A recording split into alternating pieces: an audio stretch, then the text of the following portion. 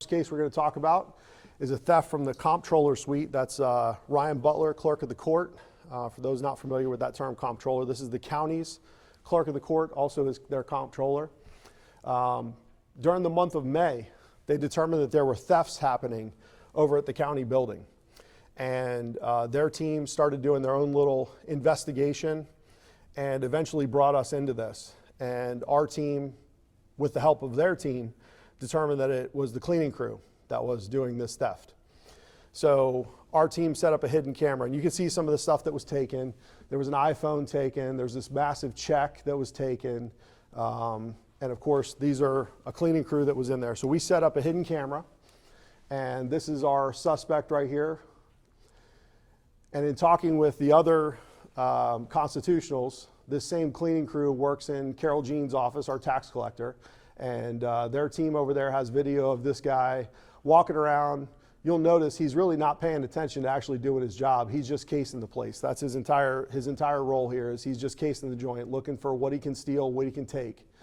We suspect there's probably other thefts that we don't know about at this point, which is a reason why I wanted to do this today, to get it out here, because there may be other victims at the county who had items stolen over the last few months who don't even realize it. I don't believe that the county has shared this information with their employees. I know that everyone's aware that the cleaning crew was fired, but I don't know that they realize the extent of the thefts and things that were occurring. Here's this guy going through the drawer, taking our bait money. And shortly thereafter, we were able to take him into custody.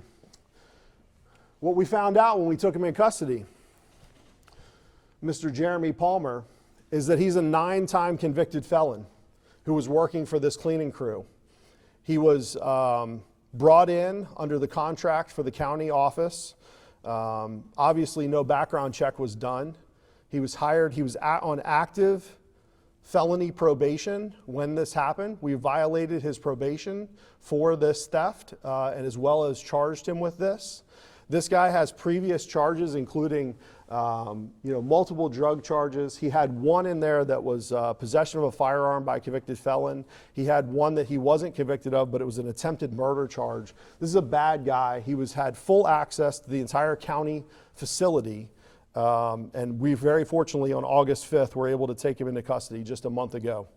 So while we were working this case with the clerk's office, it came to our attention that there was a motion sensor that had gone off at an odd time, after 9 o'clock at night.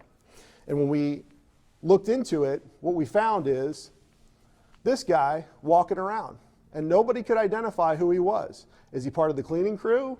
Is he somebody that we don't know? Nope. He's just a burglar who broke into the county building because they left the door unlocked. So this guy had a big time walking around the county building, looking in all the offices. He sat down and he ate meals out of refrigerators. He went into all the different offices. We had a great still photo of him. So our team in the Real-Time Crime Center did what they do best, and they were able to identify this guy, and we made an arrest. That's Leonard Thompson. He's charged with burglary of an unoccupied structure. This was August 6th that this one happened. He's a 10-time convicted felon who made his way into the county building, went through all the offices over there, just spent the night in the county building, looking around, having a good time.